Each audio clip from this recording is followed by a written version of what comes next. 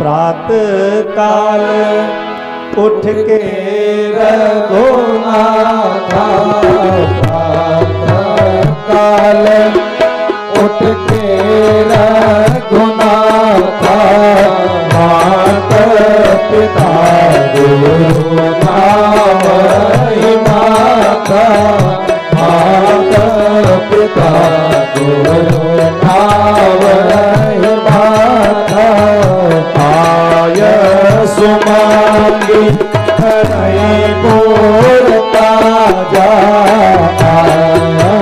सुमांगी कनय पोर ताजा, देख चरित हर सई मोनिराजा, देख चरित हर सई मोनिराजा, देख चरित हर सई मोनिराजा।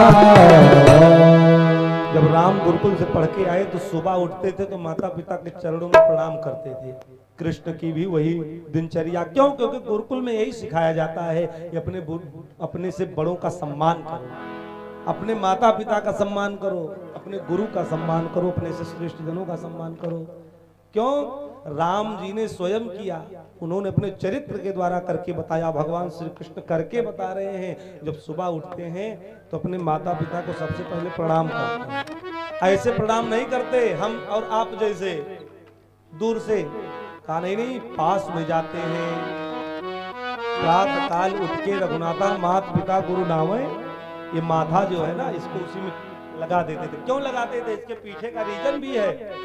यहाँ ऐसी कुछ रेखाएं होती हैं, अगर वो बिगड़ी भी होंगी और अपने माता पिता गुरु बड़ों के चरणों में जब इसको लगा दोगे तो रेखाएं बदल जाएंगी, आपका भाग्य बदल जाएगा, आपके ऊपर कृपा हो जाएगी। इसलिए प्रणाम की व्यवस्था थी। धीरे धीरे परिपाटी समाप्त हो गई। आज तो लोग इसी घुटने के पीछे ऊपर छू करके प्रणाम कर लेते हैं, जंघे के ऊपर छू करके प्रणाम कर लेते हैं। कहा अगर दंडवत प्रणाम नहीं कर सकते तो प्रणाम की एक विधि है, ऐसे दाहिना दाहिने पैर पर, बायां बाएं पैर पर पड़े झुक करके प्रणाम करो। क्यों? झुकोगे तभी आशीर्वाद ठीक ठीक पहुंचेगा, नहीं झुकोगे तो पहुंचेगा नहीं, क्रॉस कर जाएगा। जैसे तार अगर न जुड़ा हो, एक तार दूसरे तार से न जुड़े तो करंट ठीक ठीक नहीं पहुंचता, उसी प्रकार ये तार अगर उस तार से नहीं जुड़ेगा तो करंट ठीक ठीक, जब कनेक्शन कटा हुआ है तो करंट पहुंचेगा कहां? जीवन सुखी कैसे बनेगा? प्रणाम करते हो लेकिन प्रणाम की विधि नहीं पता है। अगर करना है तो ठीक से करो, नहीं तो हाथ जोड़ के नमस्ते कर लो, ये ज्यादा अच्छा है। वैदिक रीत है नमस्ते जी, और प्रणाम करना तो ऐसे करो। जब झुक करके प्रणाम करोगे माता पिता के चरणों में, जब ये छुएगा तो करंट सीधा सीधा पहुंच जाएगा। इसलिए राम जी जब प्रणाम करते थे तो वो नीचे झुक करके चरणों में लग करके प्रणाम करते थे। और आशीर्वाद की बहुत जरूरत है बंधुओं। कितने लोग इसमें बैठे जो अपने माता पिता का रोज चरण छूते हैं घर में? सुबह उठते हैं तो अपने माता पिता का चरण छूते हैं। कितनी बहुएं हैं जो अपने सास का चरण छूती हैं? है कोई? हजारों सूरवीरों में कोई है ऐसा जो इस तरीका करता हो? हमारी पुरानी माताएं, महिलाएं, उनको पता होगा जब सुबह उठती थी तो सबसे पहले अपने सास ससुर के चरणों में प्रणाम करती थी। पुत्र उठता था तो अपने माता पिता के चरणों में प्रणाम करता था। कितने लोग हैं ये कहते रहो हम भगवान के भक्त हैं, हम राम के भक्त हैं, कृष्ण के भक्त हैं, लेकिन कृष्ण ने राम ने जो किया उसको करेंगे नहीं, केवल यही कहेंगे भक्त हैं।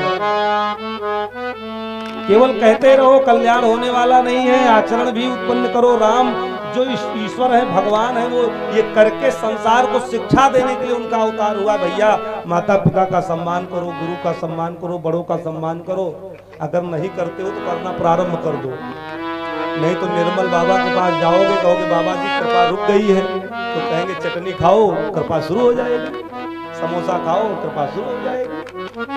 ऐसे भटको। और कृपा रुकी हुई कहां से है और भटक रहे हो कहां? कृपा वहीं से नहीं आ रही है। ठीक ठीक जो आपके भगवान है, जो आपके ईश्वर है, वो सुखी है ही नहीं, प्रसन्न है ही नहीं, उनका आशीर्वाद तुम्हारे साथ है ही नहीं, तो प्रसन्नता कैसे आएगी? सुखी जीवन कैसे बनेगा? फिर हमारे पास आओगे पंडित जी जीवन बड़ा कष्ट में है, कोई काम करता हूँ होता नहीं है, पैसा बहुत लगता है, समस्या बहुत आती है, कुछ सुधार कर दीजिए। हमारा बेटा ये करता है वो करता है। कहा जब तक माता पिता गुरु के चरणों में झुकोगे नहीं, प्रणाम नहीं करोगे, बल्टी यदि नल के नीचे रखी जाएगी तभी भरेगी, ऊपर रहेगी तो नल दिन भर चलाते रहो, भरने वाली नहीं है। वही झुकता वही है जिसके अंदर जान होती है। अकर कर खड़े रहना मुर्दे की पहचान। अरे भैया झुकोगे तब कुछ प्राप्त कर पाओगे। जिसको झुकना नहीं आया उसने जीवन में कुछ प्राप्त नहीं किया। नदी के किनारे बड़े बड़े पेड़ खड़े रहते हैं तन करके, क्यों? उनको पता है कि हमें जल मिल रहा है।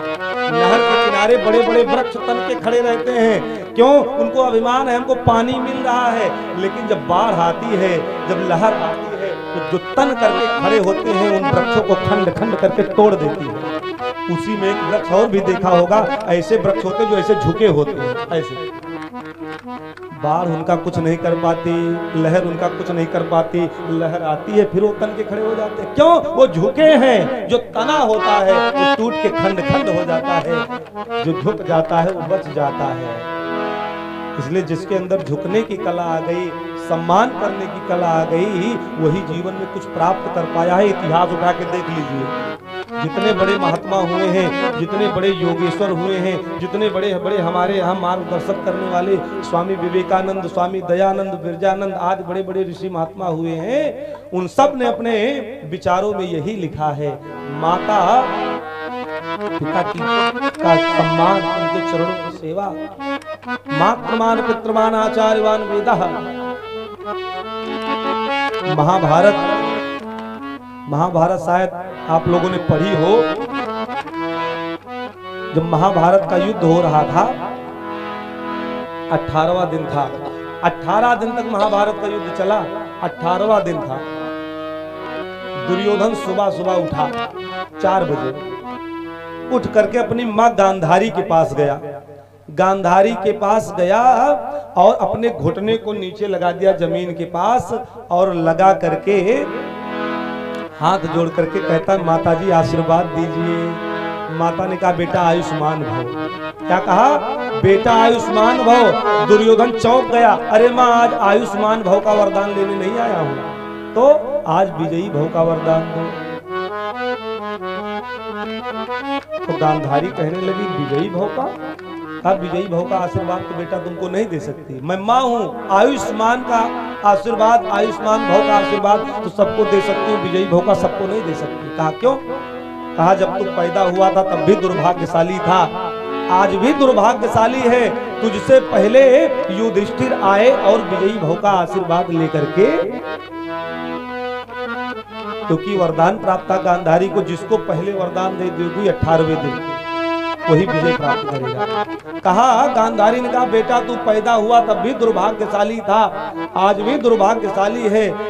विजयी भव का आशीर्वाद तो दुर्योधन युधिष्ठिर लेके चला गया, तुझको तो मैं केवल आयुष्मान भव का वरदान दे सकती हूँ।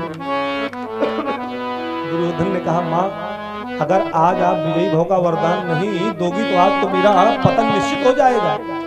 माँ ने कहा, बेटा कुछ भी हो मैं माँ हूँ, मेरे एक गला है, मैं 2 गली नहीं हूँ, मैं एक गले वाली हूँ। मैं नेता नहीं हूँ, मैं माँ हूँ।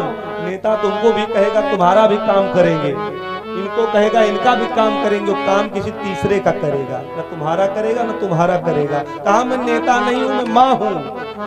मैं एक तो विजयी भव का वरदान दे चुकी हूँ, तुमको नहीं दे सकती, तुम भले मेरे पुत्र हो। आयुष्मान का वरदान तो हर माँ के लिए है, वो अपने बेटे को चाहे जैसे दे सकती है। दुर्योधन उठा बड़ा निराश, कमरे में आया।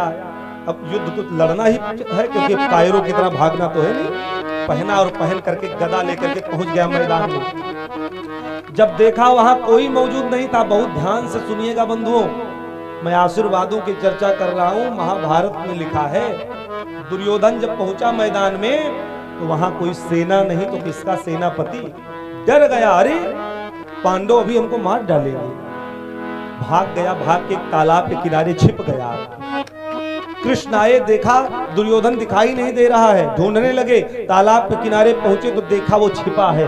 कृष्ण ने कहा, अरे कायर, पहले युद्ध ठानता है, पहले युद्ध करने को कहता है, उसके बाद भीगी बिल्ली जैसा चुपके से डर करके भाग गया। कायर कहीं का। जैसे कायर कहा तैसे दुर्योधन बड़े तेज से निकला। अरे कृष्ण, कायर किसको बोल रहे हो? मैं कायर नहीं हूं, मैं योद्धा हूं, युद्ध करूंगा। तो कहा युद्ध करोगे तो भाग क्यों गए? आओ युद्ध करो। भगवान श्री कृष्ण का लेकिन सोच लो, अकेले बचे हो और कोई तुम्हारे पाले में है नहीं, सब मार दिए गए, हार जाओगे निश्चित है। इसलिए हार स्वीकार कर लो। हम इसी सेना में, पांडवों की सेना में तुमको कोई पद दे देंगे, इन्हीं में रहना, तुम्हारे ऊपर दया आ रही है। दुर्योधन कहता नहीं नहीं, सूतम चक्रम नयु दास्यामि बिना युद्धेन केशवा। मेरा प्रण उस समय भी था, आज भी है, बिना युद्ध के न दूंगा न लूंगा, भले प्राण चले जाए। कृष्ण का फिर युद्ध करोगे? कहा हाँ करूंगा। लेकिन दुर्योधन ने कहा तुम बड़े छलिया हो, 5 लोग हो भी 5 से कहोगे युद्ध कर लो, तो जिससे एक से कराओ, क्योंकि मैं अकेला हूं, अकेले युद्ध करूंगा। तो कृष्ण ने कहा ठीक है, ये 5 खड़े हैं, अर्जुन, भीम, नकुल, सहदेव, युधिष्ठिर, जिससे इच्छा उससे लड़ो। निवेदन करूं, अगर हम और आप उस जगह पर होते तो किसका चयन करते? नकुल का, सहदेव का? दुर्योधन ने नकुल सहदेव का चयन नहीं किया। नकुल के पास गया, कहा तो मेरा छोटा भाई है, गायों की सेवा बहुत अच्छा करता, जा गौशाले में गायों की सेवा कर। सहदेव के पास पहुंचा, कहा तू भी मेरा छोटा भाई है, घोड़े की सेवा बहुत अच्छा करता, जाओ घोड़शाले में घोड़े की सेवा करो। युधिष्ठिर के पास पहुंचा, कहा हमारा तुम्हारा बैर तो बहुत पुराना है भैया, इसलिए हम आपसे बाद में निपटेंगे। तुम्हारा अस्त्र भाला है, हमारा गदा है, इसलिए बाद में निपटेंगे। अर्जुन के पास पहुंचा, अर्जुन से कहता तुम्हारी हमारी बराबरी नहीं हो सकती, इसलिए क्योंकि हमारा अस्त्र भाला है, तुम्हारा गांडीव धनुष है, इसलिए तुमसे भी मैं युद्ध नहीं करूंगा। भीम के पास जब पहुंचा, भुजाओं पर हाथ फेरा, कहा हाँ ये मेरी बराबरी का योद्धा है, ये मेरी बराबरी का योद्धा है, इसका भी अस्त्र गदा है, मेरा भी अस्त्र गदा है, इसको बलराम ने सिखाया है, मुझको भी बलराम ने सिखाया है, ये द्रोणाचार्य का शिष्य है, मैं भी द्रोणाचार्य का शिष्य हूँ, ये भी गुरुकुल में पढ़ा है, मैं भी गुरुकुल में पढ़ा हूँ, ये मेरी बराबरी का योद्धा है। दुर्योधन ने चयन किसका किया? अपने बराबरी वाले का किया। यही योद्धाओं की पहचान होती है। वो चाहता तो कृष्ण ने कह दिया था जिससे इच्छा उससे लड़ लो, अगर जीत जाओगे तो जीता घोषित कर देंगे। नकुल सहदेव का चयन नहीं किया, गदा दी, कहा चलो लड़ो। महाभारत पढ़ना, उसमें लिखा है भीम पसीना पसीना हो गए। दुर्योधन ने जब कहा युद्ध करो, तुम मेरी बराबरी के योद्धा हो, तो पसीना आ गया मस्तक पर भीम के। तो जब एक गदा पड़ती थी तो कमर टेढ़ी हो जाती थी भीम की, एक गदे में कमर टेढ़ी हो गई। भागे भागे कृष्ण के पास गए, प्रभु लग रहा है जीता जिताया खेल हारना पड़ेगा, इस दुर्योधन से जीत नहीं पाएंगे, बड़ा बलशाली है। भगवान श्री कृष्ण को लगा ये तो सारा पासे पलट जाएगा, अभी इतना कुछ करने के बाद में लग रहा है युद्ध हार जाना पड़ेगा। वही नीति अपनाई कृष्ण ने जिस नीति से महाभारत का युद्ध विजय हुआ। उन्होंने कह दिया क्षत्रिय प्रण करके प्रण को पूरा किए बिना मर जाए तो उसके जीवन को धिक्कार है। और भीम को ये बात लग गई, उन्होंने गदा उठाया, एक गदा मारा तो दुर्योधन का पूंछा टूट गया, और दूसरी गदा मारी तो महाभारत पढ़ना लिखा है 1 फीट नीचे धंस गया। भीम ने जब दूसरी गदा मारी तो दुर्योधन 1 फीट नीचे धंस गया जमीन में, पक्की जमीन में। भगवान कृष्ण को दया आ गई, कहा दुर्योधन तुमको देख करके दया आती है, हार स्वीकार कर लो, तुम्हारा जीवन बच जाएगा। तो झट से अपना चेहरा नीचे से निकाल करके गड्ढे से झट से खड़ा होगा। नहीं नहीं, सूतम चक्रम न उदास्यामि बिना युद्धेन केशवा, बिना युद्ध के न दूंगा न लूंगा, मेरा प्रण है। भगवान हंसने लगे, भले आदमी मर जाएगा तो कहने आएगा नहीं कि हार गए, और जीते जी कहेगा नहीं। दुर्योधन ने जो बात कही बंधुओं, जो मैं बताने वाला हूं आपको, उस बात को आप सुन लेना। महाभारत में लिखा है, दुर्योधन ने कहा कृष्ण तुम कहते हो कि मैं बहुत धर्मात्मा हूं, कृष्ण तुम कहते हो मैं धर्मात्मा हूं, मैं बहुत धर्म कर्म करता हूं, लेकिन ये युद्ध धर्म पूर्वक नहीं हुआ है। क्या कहा? ये युद्ध बराबरी का नहीं हुआ।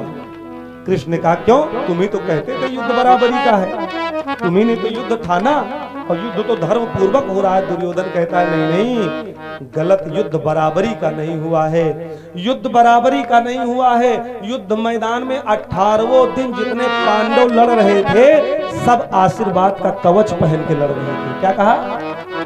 क्या कहा?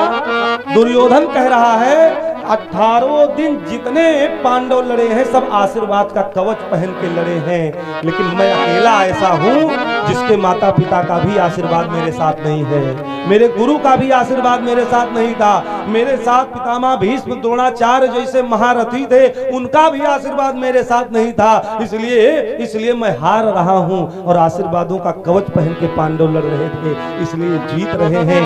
जीत पांडव नहीं रहे हैं, आशीर्वाद जीत रहा है। क्या जीत रहा है? आशीर्वाद की विजय हो रही है। नहीं तो योद्धा मैं तुमसे कम नहीं हूं, ताकत तुमसे कम नहीं है, सैनिक मेरे पास तुमसे कम नहीं थे, बड़े बड़े योद्धा तुमसे कम नहीं थे, मैं हार केवल इसीलिए रहा हूं क्योंकि मेरे पास आशीर्वाद नहीं है, मेरी माता पिता का आशीर्वाद भी मेरे पास नहीं है। और निवेदन करूं, इस जीवन के संग्राम में वही जीतता है जो आशीर्वादों का कवच लेकर के चलता है। जिसके पास जितना आशीर्वादों का कवच है माता पिता गुरु का, वो उतने प्रेम से इस जीवन रूपी संग्राम को जीत लेता है। और जिसके पास आशीर्वाद का कवच नहीं है वो समाप्त हो जाता है, दुखी रहता है, परेशान रहता है। इसलिए निवेदन करूं आपसे, इस संसार में जिसका भी पुत्र उन्नति करता हुआ आपको दिखाई दे, एक बहुत बड़ी बात बता रहा हूं, जिसको भी आप देखो कि इसका पुत्र बहुत उन्नति कर रहा है, समझ लेना उसकी माता की बहुत धार्मिक प्रवृत्ति की होगी। क्या समझना? कि उसकी माता जी बहुत धार्मिक प्रवृत्ति की होंगी, तभी बेटा बहुत आगे जा रहा है। और ठीक उसका उल्टा, अगर पतन की ओर जा रहा है, गलत संगत में जा रहा है, समझ लेना गड़बड़ी पिछले वाली पीढ़ी में कहीं न कहीं है, तभी एक कुसंगत में पड़ गया है। करंट पावर हाउस से आता है, पावर हाउस से आपके मीटर में आता है, और मीटर के बाद एक एक ऑर्गन में आता है, तब स्विच ऑन करते हो तो पंखा चलता है, लाइट जलती है। अगर करंट ठीक मीटर से इस ऑर्गन में ना आए तो बल्ब जलेगा?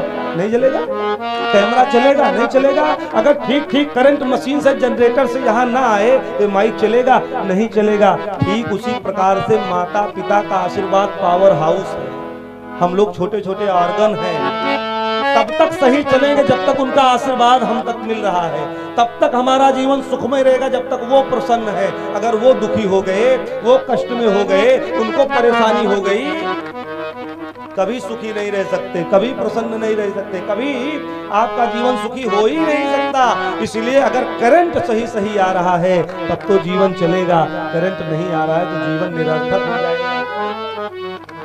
इसलिए बंधुओं, महाभारत जैसा युद्ध आशीर्वाद से जीत गया, इसलिए अपने माता पिता का सम्मान करो, उनके चरणों में प्रणाम करो। राम ने कह करके भगवान राम ने शिक्षा दी है, ये बताया है।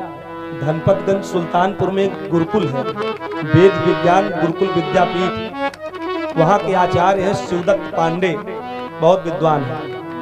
वो एक प्रवचन में बता रहे थे कि हमारे गुरुकुल में एक किसी बाहरी देश से एक लड़का आया पढ़ने के लिए गुरुकुल में, विदेशी।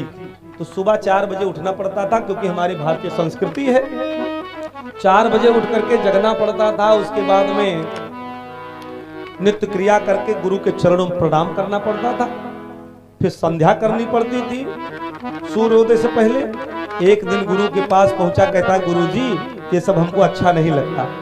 गुरुजी ने कहा क्यों? कहा अगर प्रणाम ही करना है तो पैर को क्यों प्रणाम किया जाए, सिर को प्रणाम किया जाए। कहा क्यों? कहा पैर बेचारा नीचे रहता है, इसमें गंदगी लगती है, इसमें मल लगता है, ठोकर लगती है, चोट लगती है, धूल लगता है, इसलिए पैर को छोड़ करके अगर मस्तक को प्रणाम किया जाए तो कितना अच्छा रहेगा। लोग इसमें तेल लगाते हैं, कंघा करते हैं, बढ़िया इत्र लगाते हैं, क्रीम लगाते हैं। तो गुरुजी ने कहा बात तो तुम ठीक कह रहे, तुम्हारे जेब में क्या है? कहा गुरुजी स्क्रीन टच मोबाइल है। क्या कहा? Screen touch mobile. कहा चलता कैसे है? कहा जैसे उंगली का स्पर्श होगा तैसे चलने लगेगा। कहा किसी और चीज से? कहा नहीं चलेगा, जैसे उंगली का स्पर्श होगा तैसे ये मोबाइल चल जाएगा, जल जाएगा। कहा इसका मतलब तुम्हारे हाथों से इसको कुछ शक्ति मिल रही है। कहा अगर किसी डंडी को लेकर के चलाओगे तो मोबाइल चलेगा, स्क्रीन टच नहीं चलेगा।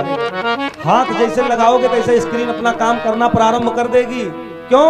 इस हाथ से इसको कुछ न कुछ जरूर मिल रहा है, आपके शरीर से कुछ न कुछ अंश आपका ये ले रहा है, तब ये मोबाइल चल रहा है। गुरुजी ने कहा कुछ मिल रहा है इसको तब मोबाइल चल रहा है। कहा हाँ। कहा वैसे नहीं चलेगा। शिष्य ने कहा नहीं गुरुजी वैसे नहीं चलेगा। जब इस पर उंगलियों का टच होता है तो मोबाइल चार्ज होकर के चलने लगता है, इसमें पावर आ जाती है, ऊर्जा आ जाती है। गुरुजी हंसने लगे। कहा यही तो मैं तुमको बताना चाहता हूँ, जब तुम अपने माता पिता गुरु बुजुर्गों के चरणों में झुकते हो और उनकी कपकपाती हुई उंगलियां जब तुम्हारे ऊपर पड़ती हैं, जब कपकपाती हुई उंगलियां तुम्हारे ऊपर पड़ती हैं और तुम जब उनके चरणों में झुक के प्रणाम करते हो तो जैसे उंगलियों का स्पर्श करके मोबाइल चल जाता है, ऐसे तुम भी चार्ज होकर के चलने लगते हो। जैसे मोबाइल में पावर आ जाता है ऐसे तुमको भी पावर मिल जाता है और तुम भी इस जीवन संग्राम में बिना स्विच ऑफ हुए, बिना ऑफ हुए जीवन भर दौड़ते रहते हो, चलते रहते हो, प्रसन्न रहते हो। लेकिन जब तक आशीर्वाद नहीं मिलेगा, आशीर्वाद मिलेगा तभी संभव है। इसलिए बंधुओं अपने माता पिता गुरु, क्योंकि हमारे शास्त्र कहते हैं गंगा नहाने हरिद्वार काशी गया, गंगा नहाने से तुमको क्या फायदा। अगर माता पिता नहीं प्रसन्न है, हमारे बड़े बुजुर्ग हमसे नहीं प्रसन्न है, तो भैया कथा सुनना, दान पुण्य करना हमारे हिसाब से तो बेकार है। अगर हमारे घर के ही भगवान हमसे रुष्ट हैं, घर के ही प्रभु हमसे रुष्ट हैं, भगवान कहते हैं अगर माता पिता को खुश कर लोगे तो मैं भी खुश हो जाऊंगा। घड़ी भर भी कभी हमें तन्हा होने नहीं देते, ये मेरे चाहने वाले हमें सोने नहीं देते। मेरे सर पे जो मेरी माँ की दुआओं के जो साए हैं, सफर में ये कभी भी हादसा होने नहीं देते। हमारे कुछ गुनाहों की सजाएं साथ चलती हैं, अब हम तन्हा नहीं चलते, दवाएं साथ चलती हैं, हमें कुछ भी नहीं होगा। मेरी माँ भी जिंदा है, मैं घर से जब निकलता हूँ दुआएं साथ चलती हैं, मैं घर से जब निकलता हूँ दुआएं। ऐसे माता पिता जो घर में भगवान स्वरूप हैं, उनका अपमान करके अगर मंदिर के भगवान को खुश करना चाहते हो तो इससे बड़े मूर्ख तुम नहीं हो, इससे बड़े नासमझ तुम नहीं हो। अगर घर के भगवान खुश हैं तो मंदिर के भगवान भी। बहुत चोट देकर ये बात कह रहा हूँ, इसलिए कह रहा हूँ समस्या बहुत विकट समाज में ऐसी बन गई है, इसलिए इस बात को बताना पड़ रहा है। हमारे नौजवान यहाँ बैठे हैं, उनसे करबद्ध निवेदन है, माता पिता बच्चों का अहित कभी नहीं करते। अगर तुम्हारे मन में ऐसी भावना बैठ गई हो कि माता पिता की वजह से हमको इस तरीके की समस्याएं हैं, तो इसमें तुम्हारी बहुत बड़ी नासमझी है। पुत्र कुपुत्र हो सकता है लेकिन माता को माता कभी नहीं हो सकती। एक घर की बात बता रहा हूं। एक व्यक्ति था, उसकी औरत थी, उसने अपने पति से कहा ऐसा है कि तुम्हारे पिताजी तुम्हारी माताजी बहुत वृद्ध हो गई हैं और दिन भर खांसते रहते हैं, तो ऐसा करो हम थाली वाली मांझ नहीं पाएंगे। तो कहा मिट्टी का बर्तन ले आओ और उसी में भोजन दो। अब हमारे बस की नहीं है, तो मिट्टी का बर्तन आ गया, पति ले आया मिट्टी का बर्तन। अब मिट्टी के बर्तन में भोजन लेकर के ले जा रही थी। तभी उसका बच्चा पूछता है मम्मी ये क्या ले जा रही है, मिट्टी के बर्तन में किसके लिए भोजन ले जा रही है। अम्मा ने कहा बेटा तू ज्यादा ना बोल, शांत रहो, बड़ों के बीच में छोटों का बोलना उचित नहीं होता। तो बच्चा कहता नहीं बताओ कहाँ ले जा रही हो। कहा दादी जी के लिए ले जा रही हूँ तुम्हारी। कहा क्यों, अभी तक तो स्टील की थाली में देती थी, स्टील की थाली में भोजन देती थी, आज क्या हो गया मिट्टी का बर्तन। तो उसने कहा ऐसा है कि जो बुजुर्ग हो जाते हैं, जो बुढ़े हो जाते हैं, उनको मिट्टी के बर्तन में ही भोजन दिया जाता है, ये नियम है। तो बच्चे के दिमाग में बैठ गया। बच्चा छोटा हो, जो देखेगा वही सीखेगा, जो माता पिता करेंगे वही बच्चा भी सीख लेता है। वो छोटा था, उसने समझा कि हो सकता है बच्चा माता पिता वृद्ध हो जाते हो तो मिट्टी के बर्तन में भोजन दिया जाता हो।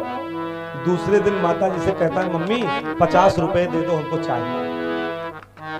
तो मम्मी कहती क्या करोगे 50 रुपए, अरे बस दे दो आप, हमको काम है।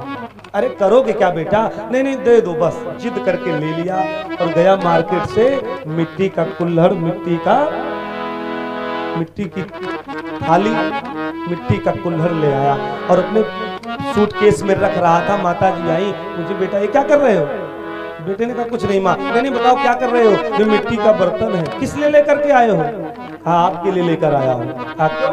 मेरे लिए तो लेकर के आए हो। कहा आपने ही तो कहा था जब वृद्ध हो जाता है जीव, बुढ़ा हो जाता तो मिट्टी के बर्तन में दिया जाता है, तो एक दिन आप भी बुढ़ी होंगी, एक बिया भी वृद्ध होंगी तो हो सकता है उस समय मिट्टी का बर्तन न मिले मार्केट में।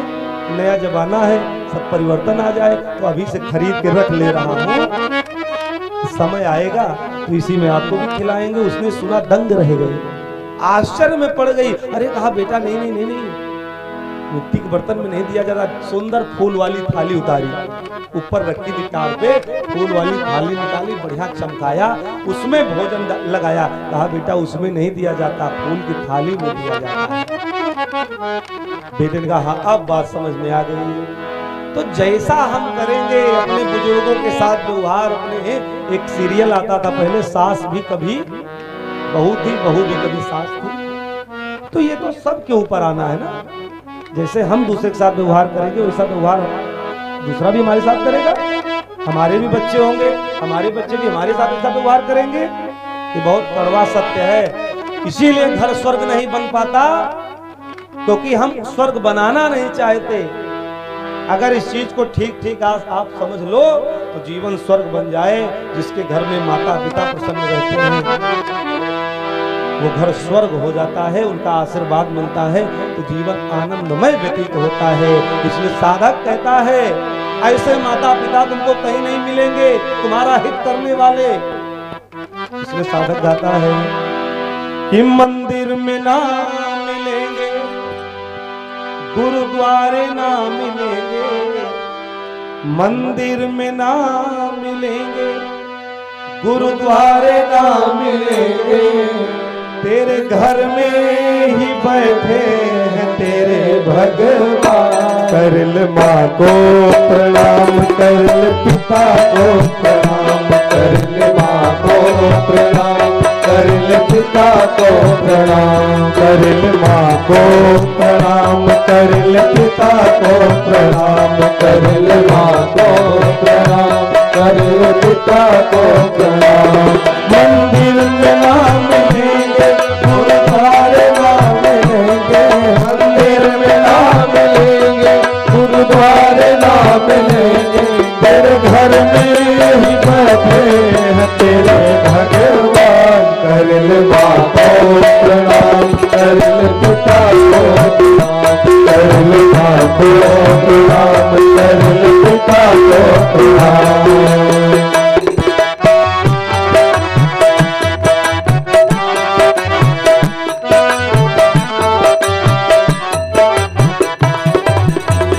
जिसने तुझको जन्म दिया उस माँ को कैसे भूल गया।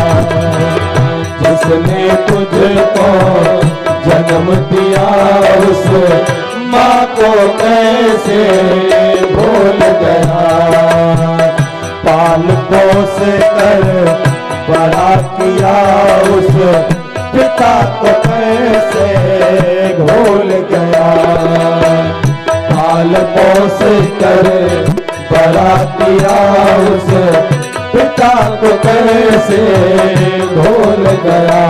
उनके चरणों में ही है तेरा मुकाम, उनके चरणों में ही है तेरा मुकाम। करल माँ को प्रणाम, करल पिता को प्रणाम, करल माँ को प्रणाम, करल पिता को प्रणाम। मंदिर में ना मिलेंगे, गुरुद्वारे ना मिलेंगे, मंदिर में ना मिलेंगे, गुरुद्वारे ना मिलेंगे, तेरे घर में ही बैठे हैं तेरे भगवान। करल माँ को प्रणाम, करल पिता को प्रणाम, करल माँ को प्रणाम, करल पिता को प्रणाम।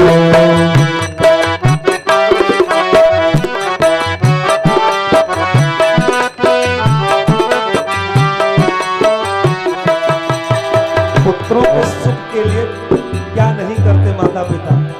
उंगली पकड़ कर चलना सिखाया, भूखे रह कर तुमको खिलाया। उंगली पकड़ कर चलना सिखाया, भूखे रह कर तुझको खिलाया। कष्ट कभी जो तुम पर आया हर पल तेरा साथ निभाया, कष्ट कभी जो तुझ पर आया हर पल तेरा साथ निभाया। ऐसे माता पिता का न करना अपमान, ऐसे माता पिता का न करना अपमान। लो माँ को प्रणाम कर ले, पिता को प्रणाम कर ले, माँ को प्रणाम कर ले, पिता को प्रणाम। मंदिर में ना मिलेंगे, गुरुद्वारे ना मिलेंगे, मंदिर में ना मिलेंगे, गुरुद्वारे ना मिलेंगे, तेरे घर में ही बैठे हैं तेरे भगवान। कर ले माँ को प्रणाम कर ले, पिता को प्रणाम कर ले, माँ को प्रणाम कर ले, पिता को प्रणाम।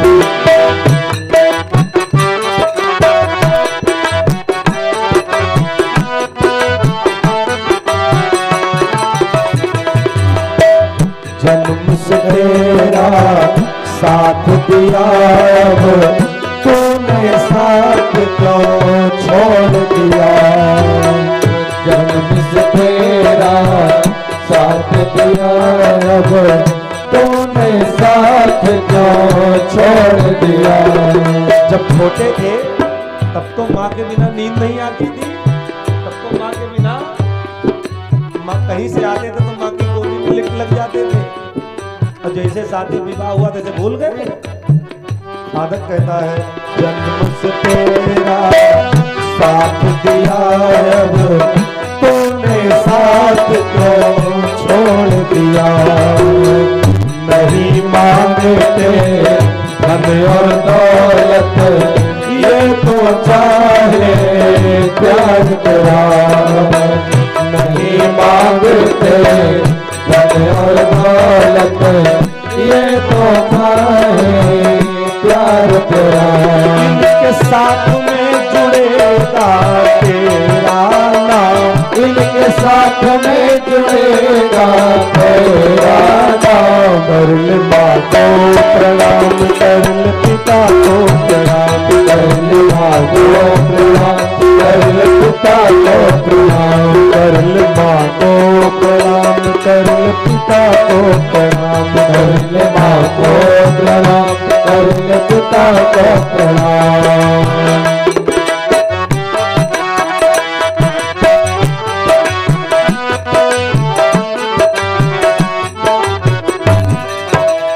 सब रिश्ते जाते जग में नहीं मिलेंगे माता पिता। सब रिश्ते मिले जाते जग में नहीं मिलेंगे माता पिता। सारे रिश्ते दोबारा मिल सकते हैं, लेकिन माता पिता अगर एक बार चले गए दोबारा आएंगे नहीं आने वाले ना। इसीलिए सब रिश्ते मिल जाते हैं जग में नहीं मिलेंगे माता पिता। सब रिश्ते हैं स्वार्थ के, बस यही चाहे तेरा भला। सब रिश्ते हैं स्वार्थ के, बस यही चाहे तेरा भला। इनके चरणों में तुझको मिलेगा विश्राम, इनके चरणों में तुझको मिलेगा विश्राम। कर ले माँ को प्रणाम कर ले, पिता को प्रणाम कर ले, माँ को प्रणाम कर ले, पिता को प्रणाम कर ले, माँ को प्रणाम कर ले, पिता को प्रणाम कर ले, माँ को प्रणाम कर ले, पिता को प्रणाम। मंदिर में ना मिलेंगे, गुरुद्वारे ना मिलेंगे, मंदिर में ना मिलेंगे, गुरुद्वारे ना मिलेंगे, तेरे घर में ही बैठे हैं तेरे भगवान। कर ले माँ को प्रणाम कर ले, पिता को प्रणाम कर ले, माँ को प्रणाम कर ले पिता को प्रणाम, कर ले माँ को प्रणाम, कर ले पिता को प्रणाम, कर ले माँ को प्रणाम, कर ले पिता को प्रणाम, कर ले माँ को प्रणाम, कर ले पिता को प्रणाम। सब रिश्ते मिल जाते हैं जग में, लेकिन नहीं मिलेंगे माता पिता। सब रिश्ते हैं स्वार्थ के बस ये तू चाहे तेरा भला, इनके चरणों में तुझको मिलेगा विश्राम, इनके चरणों में तुझको मिलेगा विश्राम। इसलिए कर ले माँ को प्रणाम, कर ले पिता को प्रणाम, कर ले माँ को प्रणाम, कर ले पिता को प्रणाम। मंदिर में ना मिलेंगे गुरुद्वारे ना मिलेंगे, तेरे घर में ही बैठे हैं तेरे भगवान। कर ले माँ को प्रणाम, कर ले पिता को प्रणाम। तो भैया ऐसे माता पिता जीवित साक्षात आपके घर रूपी मंदिर में विराजमान है। ऐसे माता पिता को कष्ट पहुंचा करके और सोचते हो कि मंदिर वाले भगवान खुश हो जाएं। भगवान कहते हैं कदापि ऐसा होने वाला नहीं है। श्राद्ध लोग करते हैं मरने के बाद, करते हैं कि नहीं करते? श्राद्ध करते हैं। कहा श्राद्ध माने होता क्या है? कहा श्राद्ध शब्द श्रद्धा से बना है। श्रद्धा पूर्वक जीवित माता पिता की गई सेवा असली श्राद्ध है। मरने के बाद लौकिक क्रिया करनी ही पड़ेगी, उसको कोई रोक नहीं सकता। श्रद्धा से श्राद्ध बना है। जो जीवित अपने माता पिता गुरु की सेवा करता है, समझो जीते जी श्राद्ध कर रहा है। और तर्पण करते हैं। कहा त्रितर्पणे धातु से तर्पण शब्द सिद्ध होता है संस्कृत में। एक धातु है त्रितर्पणे धातु, उससे तर्पण शब्द सिद्ध होता है, जिसका मतलब तृप्त कर देना। किससे? फल, फूल, जल, दवा, जिस चीज की आवश्यकता हो, ऐसे वृद्ध माता पिता को उसकी आवश्यकताओं को पूरा कर देना ही तृप्त कर देना है। असली तर्पण, असली श्राद्ध जीते जी होता है। मरने के बाद तो लौकिक क्रिया है ना। जियत पिता में दंगिम दंगा, और मरे पिता तो पहुंचावे गंगा। वही हाल है। अंधेर नगरी चौपट राजा, टके शेर भाजी टके शेर खाजा। कहा मूल चीज को नहीं समझ पाए। और ऐसे किसी गीता से न पूजा से अता होती है, अदा होती है, न बादशाहों की दौलत से अता होती है। और रहमतें तो सिर्फ बरसती हैं उन्हीं लोगों पर जिनके दामन में बुजुर्गों की दुआ होती है, जिनके दामन में बुजुर्गों की दुआ होती है, वही सौभाग्यशाली हैं। कितना कुछ बोले, जितना कहेंगे उतना कम है। छोटे शब्द में, छोटे भाव में आप समझ लीजिए कि माता पिता सबसे बड़े भगवान हैं। उनका कभी अपमान मत करना। कथा सुनने का पूरा फल आपको प्राप्त हो जाएगा, सार्थक हो जाएगा जीवन।